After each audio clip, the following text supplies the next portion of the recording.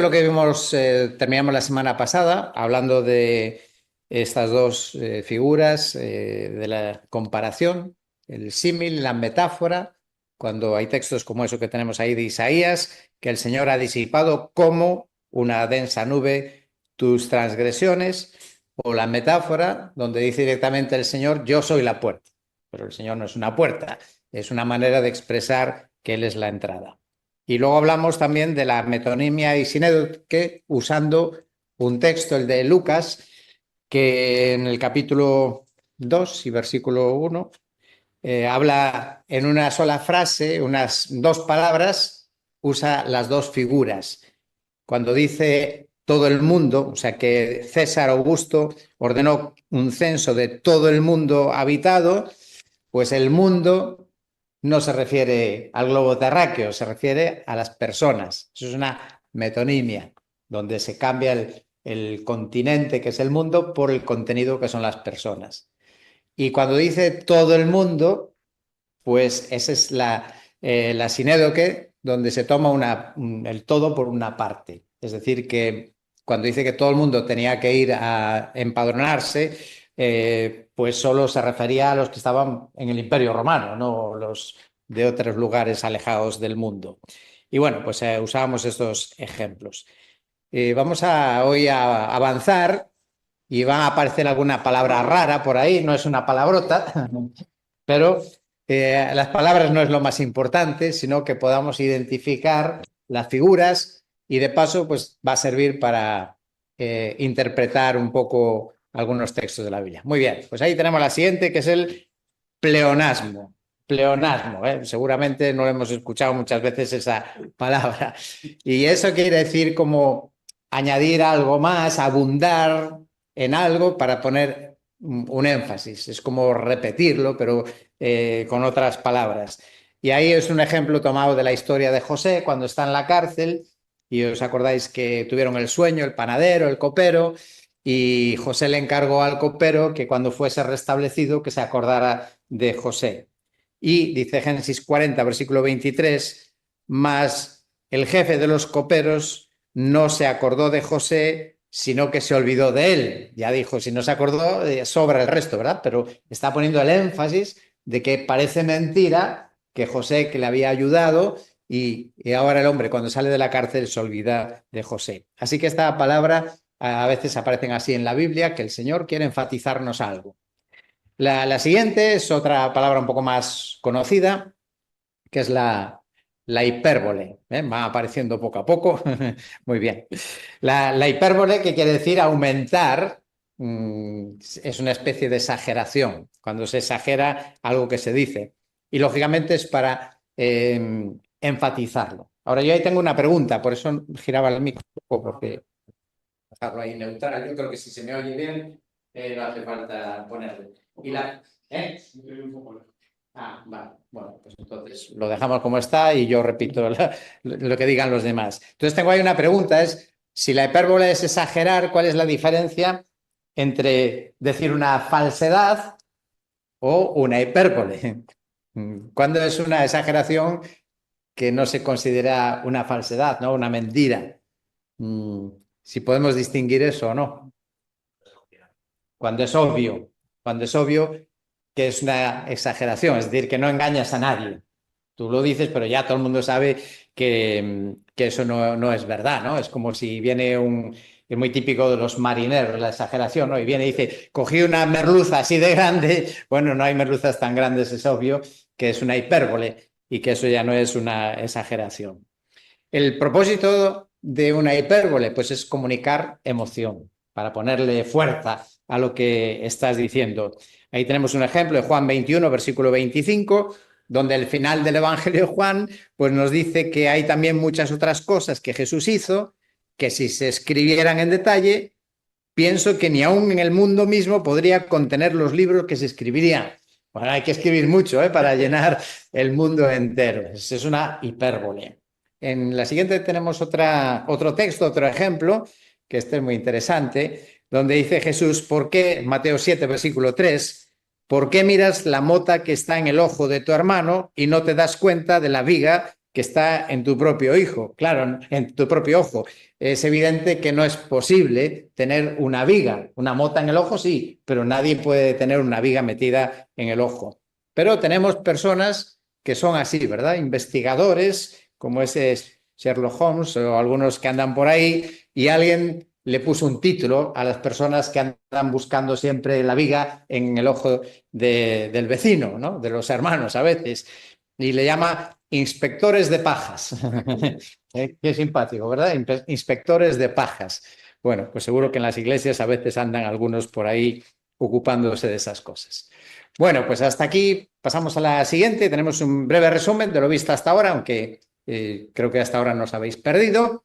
Vamos a la siguiente, que ahora son figuras de contraste. Y una muy interesante es la ironía. En la Biblia también hay ironía. A lo mejor pensábamos que no, ¿verdad? Pero en la Biblia también hay ironía. Y la ironía es cuando tú dices algo, pero que realmente no estás diciendo eso, ¿no? Es algo a veces contrario. Y la idea también es para subrayar que es algo absurdo lo que estás afrontando. Aquí tenemos un ejemplo en 1 Reyes 18, versículo 27, que es cuando Elías se enfrenta con los profetas de Baal. Y había ese concurso, ¿no? A ver quién hacía arder el altar del sacrificio. Y claro, los seguidores de Baal pasaron todo el día gritándose, haciéndose cortes, llamando a su Dios y no contestaba. Y Elías se pone con una ironía precisamente y dice que ya llegó el mediodía y Elías se burlaba de ellos y decía, clamad en voz alta, pues es un Dios.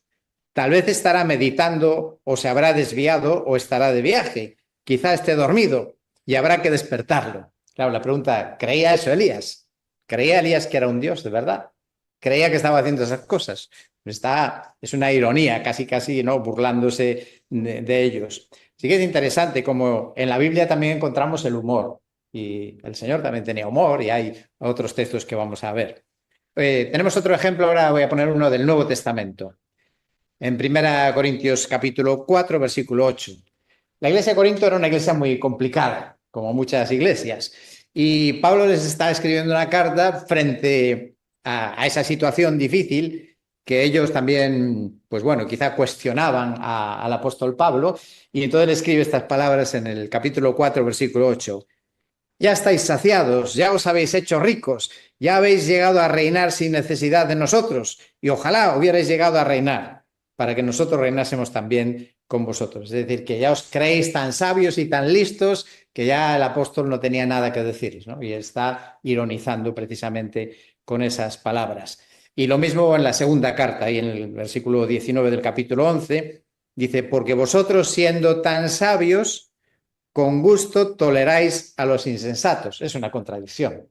Si son sabios, no tolerarían a los insensatos, ¿no? Es una ironía. A ver, presumís de ser tan listos, de saber tanto que ya no necesitáis a los apóstoles ni nada, pero estáis tolerando a los insensatos en la iglesia. Y bueno, pues hay muchos más textos en la Biblia, pero la idea es que cojamos una panorámica. Vamos con otra palabra, esta también muy conocida entre nosotros, que es la paradoja, y esas también las hay en la Biblia. La paradoja es cuando hay una aparente contradicción. Afirma una cosa y parece que afirma lo contrario al mismo tiempo. Y ahí tenemos un ejemplo. Las palabras de Jesús, Mateo 10, versículo 39. El que ha hallado su vida, la perderá. Y el que ha perdido su vida por mi causa, la hallará. Es como pedir perder para ganar, ¿no? Y es como una paradoja, difícil de entender, pero la idea es que renunciar a vivir para ganar la vida de verdad, ¿no? No es decir simplemente por decir que uno renuncia a su vida para ganar la vida, sino para ganar la otra vida, que es mucho más grande, mucho más importante. También en 2 Corintios 4, versículos 17 y 18, fijaos lo que Pablo le pide a los corintios, ¿no? Le pide un imposible. Le dice, hablando de las aflicciones de la vida, dice, pues esta aflicción leve y pasajera nos produce un eterno peso de gloria que sobrepasa toda comparación. ¿Y cómo? ¿Cómo es eso? Pues dice, al no poner nuestra vista en las cosas que se ven, sino en las cosas que no se ven, porque las cosas que se ven son temporales, pero las que no se ven son eternas. A ver, ¿cómo se puede poner la vista en lo que no se ve? Es una paradoja, ¿no? Que nos pide a ver, es como diciendo, mira, mira ahí, pero no puedes ver, ¿no? Es una estrategia para causar impacto, llamar la atención y sobre todo para hablar de la vista espiritual. Ahí lo que quiere llevarles a poner el pensamiento. O sea, en realidad habría que sustituir ahí, poner la vista, poner el pensamiento. Qué importante eso para afrontar cómo afrontamos las aflicciones. Vamos a poner otra palabra rara. Otra de las figuras de contraste es la atenuación, o que se llama también litote. Esta es otra palabra de estas raras. Esta está bien porque también forma parte de la diplomacia de cuando hablamos, ¿no? En este caso se trata de no expresar todo lo que quieres decir, ¿no? Pero lo dejas caer y ya se entiende, ¿no? No hace falta que termines de decirlo porque ya se entiende lo que vas a decir. Por eso se llama atenuación. Lo dices suave, lo dices atenuado y muchas veces se hace afirmando lo contrario de lo que afirmas. Un ejemplo en Hechos capítulo 1, versículo 5. Y en este caso estoy poniendo el texto aquí de la Reina Valera 60, porque algunas traducciones posteriores ya saben la jugada y nos traducen la idea para que lo entendamos mejor. Entonces el texto, en este caso Reina Valera, sería más literal, pero a lo mejor nos perdemos el sentido y en el caso de la Biblia de las Américas, que leeré después, pues hace esa traducción, ¿no? Entonces aquí dice, porque Juan ciertamente bautizó con agua, mas vosotros seréis bautizados con el Espíritu Santo, y fijaos qué manera de decirlo, ¿no? Dentro de no muchos días, por no decir dentro de pocos días o pronto, inmediato, dice dentro de no muchos días. Son unas formas muy elegantes también de expresarse. Ahí vemos, ¿no? Como Dios cuida todos los detalles en su palabra, hasta el poder ver la creatividad de Dios al comunicarnos su pensamiento. Tenemos otro texto más en 1 Tesalonicenses 2, versículo 15. Aquí Pablo está hablando de sus compatriotas, es decir, ¿quiénes son compatriotas de Pablo? Los romanos, podría ser también, pero ahí en la carta él se refiere a otros compatriotas a los judíos, ¿no? A los judíos, eso, se refiere a los judíos. Y entonces está hablando de ellos en 1 Tesalonicenses 2:15, los cuales mataron tanto al Señor Jesús como a los profetas y a nosotros nos expulsaron y no agradan a Dios, sino que son contrarios a todos los hombres. Y bueno, pues la expresión ahí no agradan a Dios, lo más corto sería decir desagradan a Dios, pero es un poco más agresivo, ¿no? Entonces no agradan a Dios, está como suavizado. Y en Génesis 18:27 dice, Abraham respondió y dijo, he aquí, ahora me he atrevido a hablar al Señor, yo que soy polvo y ceniza. Bueno, es una forma de decir que no soy nada, ¿no? Pues soy polvo y ceniza. Entonces, como vemos, la escritura pues tiene esta belleza en sus descripciones. Vamos con otra interesante, el eufemismo. El eufemismo también es una forma de suavizar lo que queremos decir, sobre todo cuando si lo dijeras es malsonante, puede ser ofensivo para los oyentes. Aquí tenemos unos ejemplos de la relación sexual. Eso es de lo que habla ahí, Génesis capítulo 4, versículo 1, versículo 25. Dice que el hombre conoció a Eva, su mujer, y ella concibió, dio a luz a Caín y dijo, he adquirido varón con la ayuda del Señor.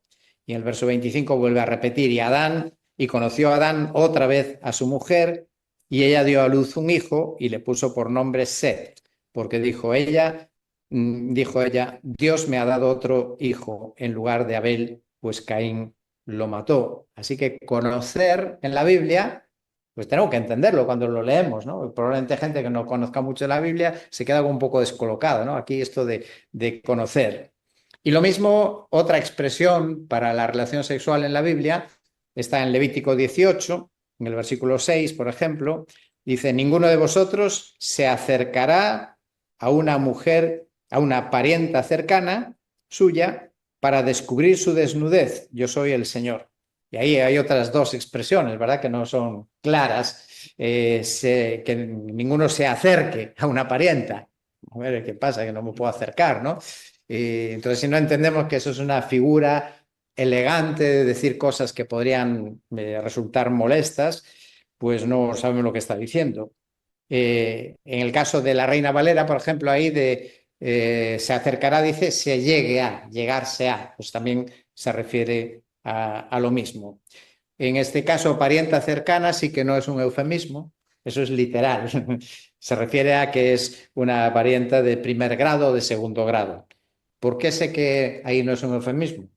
Pues porque hay que seguir leyendo el capítulo. Y cuando sigues leyendo el capítulo, especifica padre, madre, hermana, nieta, tía, tío, nuera, cuñada, todos esos son los que no puedes, por vínculo familiar, tener relaciones. Bueno, estos temas, como dije hace un momento, algunas de las versiones de la Biblia que usamos, traducciones, ya lo desvelan. Las más modernas o las que no son tan literales la traducción, pues eligen cambiar la palabra y poner una que todo el mundo entiende. Y el ejemplo de Génesis 4, versículo 1, ahí está bien. En la nueva traducción viviente dice, ahora bien, Adán tuvo relaciones sexuales con su esposa. Eso es como lo traduce, ¿verdad? Claro, esta es la traducción literal, la que tenemos ahí, y esta es una traducción de la idea, para que la gente lo entienda. Y creo que por eso, cuando estudiamos la Biblia, es tan importante usar versiones lo más literal posible, pero también consultar otras traducciones que quizá nos perdemos algo, ¿no? Porque claro, esto en su época, en su contexto histórico, lo entendía la gente que lo leía, pero a lo mejor nosotros en el siglo XXI, pues esta forma de hablar, o por lo menos aquí en nuestra zona del mundo, pues nos resulte un poco más extraña. Bien, en el caso de Levítico 18, pues ¿cómo lo traduce? En este caso la traducción viviente, nunca deberían tener relaciones sexuales con un pariente cercano, ¿no? Entonces, por eso cuando hablamos de regalarle una Biblia a un amigo, a veces hay que tener en cuenta estas cosas, porque si empiezan a leer y no entienden o les suena raro, pues pueden ayudar. Hay otro tema, Jueces capítulo 3, versículo 24, que también ocurre lo mismo, que es un eufemismo. En este caso, precisamente tengo que poner la Reina Valera 60 para que sea más literal a lo que dice el original, no traducir la idea. Dice ahí, cuando él hubo salido, vinieron los siervos del rey, los cuales, viendo las puertas de la sala cerradas, dijeron, sin duda, él cubre sus pies en la sala de verano. ¿Pues sabéis lo que es eso? Está complicado ya, ¿verdad? Pues hay que usar otras traducciones para que nos ayuden. Y esta es una expresión que aparece en más de un versículo, ¿eh? Cuando habla de cubrir los pies. Bueno, lo desvelamos. Era ir al baño, eso. Sí, aunque parezca mentira, pero qué elegante, ¿no? Una manera diciendo. Supongo que tiene sentido pues por las vestimentas y la postura para hacer sus necesidades, pues claro, el manto le cubría los pies, ¿no? Entonces, es una buena manera. Entonces, como digo, en el caso de la Biblia de las Américas, pues opta por no dejarlo tan oscuro y ayudarnos un poco a entenderlo. Y en ese caso dice, después de haber salido, vinieron los siervos y miraron, y aquí las puertas de la sala de la terraza tenían pasado el cerrojo y dijeron, sin duda está haciendo su necesidad en la sala de verano. Entonces, esta traducción ya nos ayuda a esas necesidades mayores. Hay otro caso, otra historia, por lo menos hay una más que yo recuerde en el Antiguo Testamento. Es cuando, ahí no lo he puesto, para que pensemos, cuando David estaba siendo perseguido por el rey Saúl. Sabéis que en una ocasión David, cuando vio que le perseguía, le venía encima el ejército de Saúl, pues buscaron una cueva y se refugiaron en el fondo de la cueva, bien oscura. Y vaya puntería, ¿no? Vaya casualidad que Saúl tiene necesidad y se mete en la misma cueva. Y bueno, ¿sabéis? Es la historia. Ah, está ahí puesto, vale. Muy bien, gracias, Tioni. Sí, estás atento. Muy bien. Sí, es 1 Samuel 24, versículo 3. Y entonces, efectivamente, dice lo mismo, que entró Saúl en ella para cubrir sus pies. Bueno, ese es el caso cuando le dicen a David, oye, aprovecha para matarlo, ¿no? Y él dice no. Sí, eso creo que es en otra ocasión que se dio la misma situación. No recuerdo ahora si es la misma o no. Y bueno, pues la Biblia de las Américas otra vez nos desvela esa traducción y dice Saúl entró en ella para hacer sus necesidades.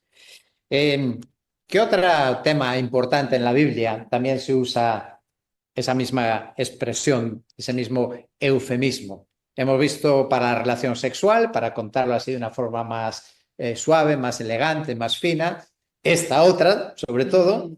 Y luego hay otra que se usa mucho en el Nuevo Testamento, sobre todo, pero también en el Antiguo Testamento, muchas veces en la Biblia, que probablemente una persona no familiarizada, sí, puedes pasar, no familiarizada, pues a lo mejor no lo tiene tan claro, ¿no? Y es el dormir, el dormir.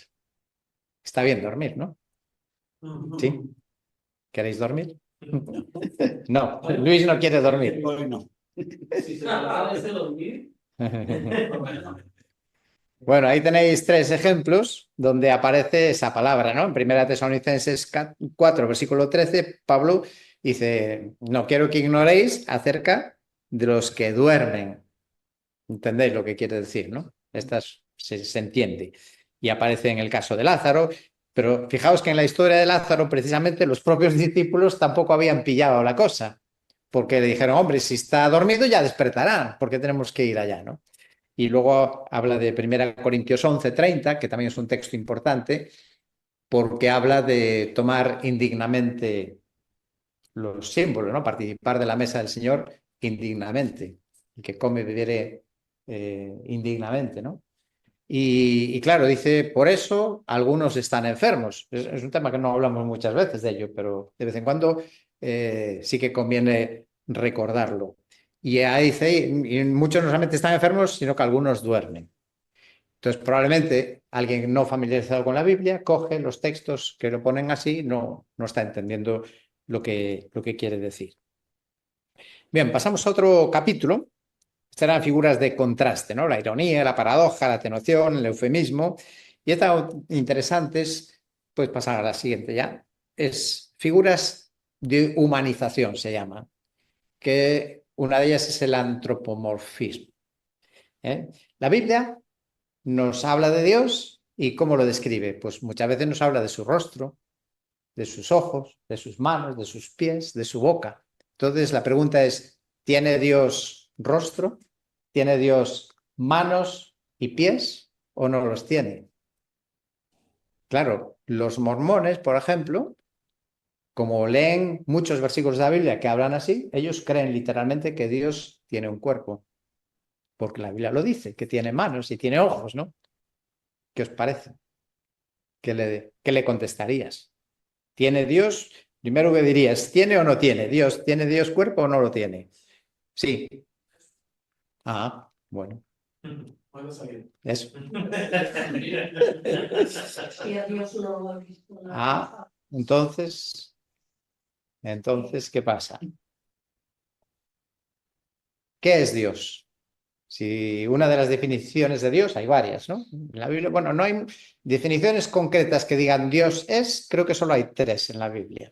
Las otras son deducciones o las podemos ver en descripciones. Pero hay 3 frases en la Biblia literales que describen a Dios, que Dios es. ¿Cuáles son? Dios es amor, Dios es espíritu y falta otra. Pero literal así, Dios es, solo hay 3. Dios es amor y está al lado de esa. Y Dios es amor, la aprendíamos de niños en la escuela dominical. Y normalmente era la primera poesía que se le daba a los niños más pequeñitos, cuando tenían 3 años apenas sabían hablar, y salían y decían, Dios es amor, ¿no? Y la otra también, Dios es, solo son 3 letras. Ahí, muy bien.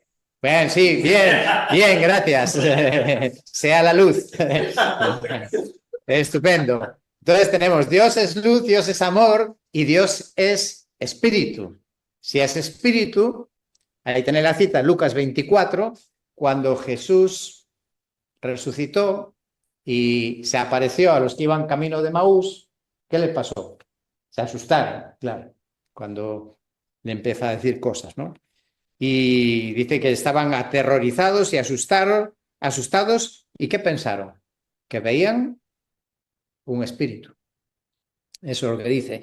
Y entonces Jesús, ¿cómo le responde? Para argumentar que él no era un espíritu, que realmente tenía cuerpo. Dice, mirad mis manos y mis pies, que soy yo mismo. Palpadme y ved, porque un espíritu no tiene carne ni huesos, como veis que yo tengo. Así que si Dios es espíritu, y concuerda con esa idea de que a Dios nadie debió jamás, pues no puede tener cuerpo, no puede tener manos, ni ojos, ni otras partes físicas. La palabra esta, antropomorfismo, es la unión de dos palabras, ¿no? Antropos, que es hombre, y morfismo o morfe significa forma. Entonces, forma de hombre. Entonces, encontramos expresiones a lo largo de la Biblia que nos hablan de Dios, pero que se manifiestan como si tuviera forma, sin tenerlas, pero teniendo, es decir, atribuyéndole formas humanas, especialmente a Dios. Pasamos a la siguiente y tengo otra pregunta. ¿Y cuál será el propósito? ¿Por qué Dios, cuando habla de sí mismo, dice que tiene ojos, que tiene manos? ¿Por qué pensáis que el Señor se da a conocer de esa manera? Sí, está bien. No, antes. Exacto, esa.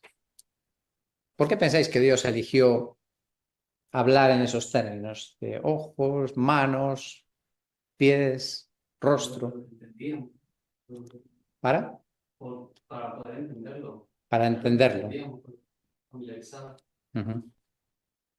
Sí. Nos quiere comunicar algo, ¿no? Con eso. Hay un problema en algunos casos, por ejemplo, que se da, pero son las excepciones, claro. Por ejemplo, con la figura de Dios como padre. Cuando un hijo ha tenido un mal padre, pues la figura de Dios como padre la puede tener distorsionada, pero lógicamente es una excepción. Bueno, ahí tenemos algunos ejemplos. Dice Éxodo 33:11, Moisés acostumbraba a hablar al Señor, o el Señor acostumbraba a hablar con Moisés cara a cara, como un hombre con su amigo. Entonces, ¿qué quedamos? ¿Hablaban cara a cara o no? ¿Qué querrá decir eso? Porque dice literalmente que hablaban cara a cara. Y ahí aparece, un poco más abajo en la lectura, la frase que decía Ángela, ¿no? Que dice, no puedes ver mi rostro. Concuerda con lo que nos decía, que era otro texto que habla de que a Dios no se le puede ver. Y el versículo 23 dice, después apartaré mi mano y verás mis espaldas, pero no se verá mi rostro. Entonces, es una forma de hablar de tú a tú, como decimos nosotros, ¿no? De tú a tú en una conversación cercana. Salmo 30, versículo 7, que tenemos ahí. A ver si lo podemos interpretar. Venga, vamos a trabajar un poco los que estáis aquí, por lo menos, y los de casa también. ¿A qué se refiere el rostro del Señor? Aquí dice el versículo, oh Señor, con tu favor has hecho que mi monte permanezca fuerte. Tú escondiste tu rostro y fui conturbado. Entonces, ¿a qué dirías tú que se refiere el rostro del Señor? Su presencia, su mirada, eso serían los ojos, tal vez, ¿no? Pero bueno, en el rostro están los ojos también. Sí, o sea, no te puedes mirar cuando ves el rostro. Claro. Puede ser. No se entiende. Tienes que hablar fuerte. Sí, si podéis hablar más fuerte, mejor. ¿Qué puede ser el rostro en ese versículo? Hay alumnos aventajados que ya son profesores y ya no son alumnos. Muy bien. Sí, vamos a ver más adelante algo interesante que tiene que ver con la poesía hebrea, que en este caso se da en este versículo, que es el paralelismo. Hay aquí hay dos frases que son paralelas. Una es paralela a la otra y por lo tanto cuando dice con tu favor has hecho que mi monte permanezca fuerte, tú escondiste tu rostro, sería lo contrario de su favor. Entonces el rostro de Dios tendría que ver con el favor de Dios. Es el paralelo que hay ahí entre el favor y el rostro. Así que nos da la pista. Claro, pero otra vez, si no tiene cuerpo, esa palabra espalda es figura también.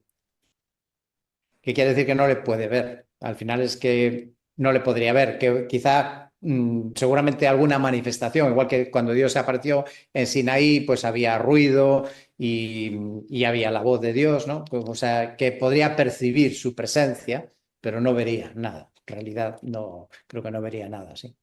O vería o Dios podría usar una sombra para que Moisés tuviera conciencia de que realmente era Dios que había estado ahí, ¿no? Pero es figurado, sí, muy bien. No me sé todas las respuestas, pero bueno, lo intentamos. Podemos poner el siguiente texto, el siguiente ejemplo. Hemos hablado de los ojos, pues aquí tenéis un ejemplo, ¿no? De Job. Porque sus ojos observan los caminos del hombre y él ve todos sus pasos. A ver, esto es fácil de interpretar, ¿no? ¿Qué puede ser? Cuando Dios habla de sus ojos, ¿qué nos está comunicando acerca de Dios? Puedes decirlo en una sola palabra. A ver si encuentras una palabra que podríamos... Que es omnisciente. Exacto, muy bien, dice. Es omnisciente, es lo que está diciendo. Además, la segunda parte del verso dice, Él ve todos sus pasos. O sea, Dios lo ve todo. Eso quiere decir, Dios es omnisciente. Bueno, tenemos ahí más citas donde habla de los ojos, de los oídos, los labios, la lengua de Dios y la mano también. En Juan habla de que las ovejas, nosotros los creyentes, nadie las puede arrebatar de la mano del Padre. Entonces imagínate cómo sería la mano de alguien infinito, cómo será de grande esa mano. A ver quién se atreve a quitarle algo, ¿no? A ver quién es capaz de quitarle algo. Es una figura muy, muy gráfica de la seguridad, de que si él aprieta y cierra la mano, ahí nadie, ¿no? Nadie nos puede separar de él. Los oídos de Dios. Y ahora vamos a uno curioso, Éxodo 31, el dedo de Dios. Amigo, ¿qué puede ser el dedo de Dios? ¿Qué se os ocurre que podría ser el dedo de Dios? Pueden ser varias cosas, también, no tiene por qué ser una sola. Pero en este caso, luego os voy a enseñar algo curioso en los textos más adelante, en la siguiente diapositiva, pero de momento no la pongas. A ver, ¿qué pensáis? ¿Qué puede ser el dedo de Dios? Dice que las tablas que le dio a Moisés del testimonio las escribió el dedo de Dios. Papas, pedís papas. Queréis que os descubra una idea que yo creo que concuerda bastante. Eso fue cuando la mujer adúltera, ¿no? Pero ahora estamos con Moisés, 1500 antes de Cristo.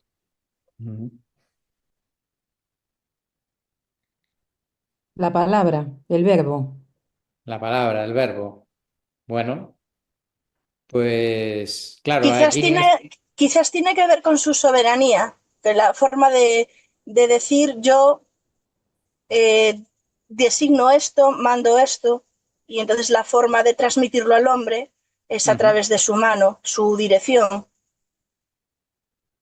Sí, seguro que todas esas cosas encajan, pero voy a desvelaros algo que no sé si es la revelación o no, pero realmente concuerda en los textos del Evangelio.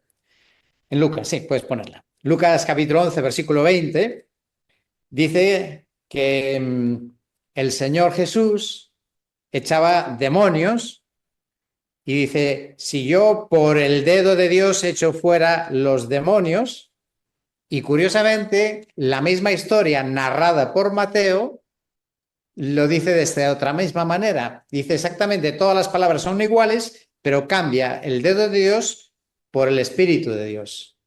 Y creo que concuerda, tiene que ver con la acción de Dios y concuerda muy bien con las Escrituras, porque al final es por la obra del Espíritu Santo, ¿no? Que el Espíritu comunica la palabra de Dios. La palabra es la espada del Espíritu, ¿no? Entonces, creo que tiene sentido, por lo menos esa concordancia que hay. Bueno, tenemos una más o una o dos más de personificación. La siguiente.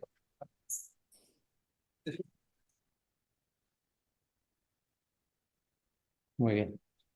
Vale, otra figura es la personificación. Quiere decir atribuir características personales a cosas inanimadas, ¿no? Que no son personas. Vale.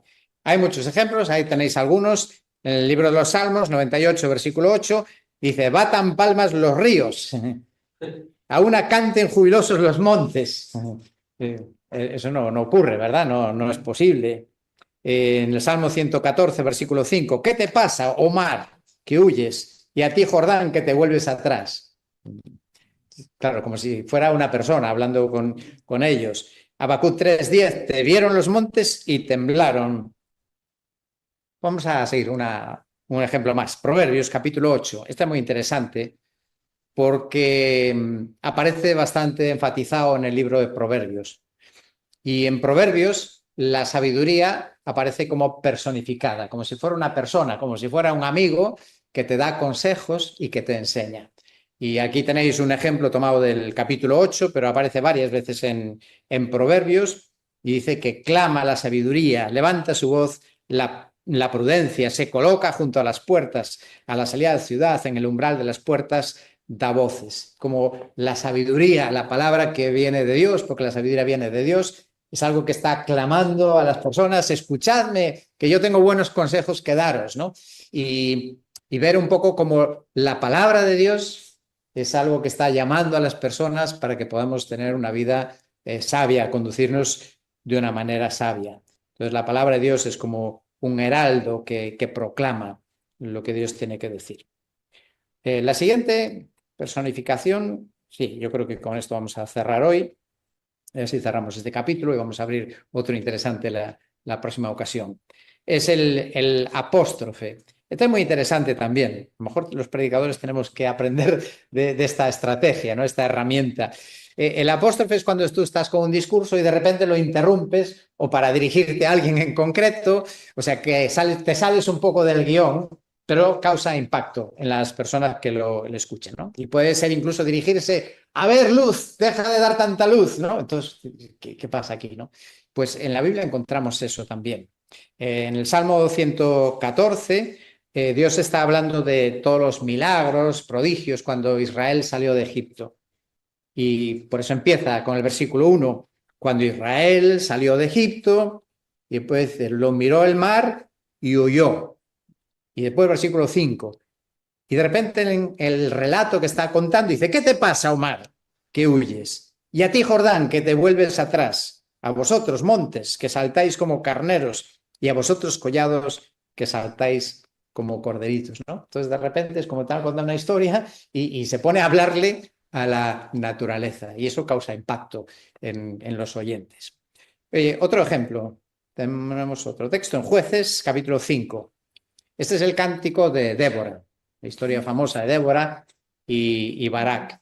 Y ella también empieza este cántico, esta canción, y habla de que hay que alabar a Dios por haberse ofrecido el pueblo voluntariamente, y de repente dice, oíd reyes, prestad oído príncipes, yo al Señor cantaré, ¿no? Entonces de repente como que se dirige a ellos para que les escuchen. Y así hay muchos más ejemplos, ¿no? Hay el de Absalón, cuando a David le comunican la muerte de su hijo Absalón, pues él está como hablando con él, ¿no? Sabe que está muerto, pero él dice, hijo mío Absalón, ¿no? ¿Quién me diera haber muerto yo en tu lugar? Entonces está hablando con alguien, pero no está hablando con él.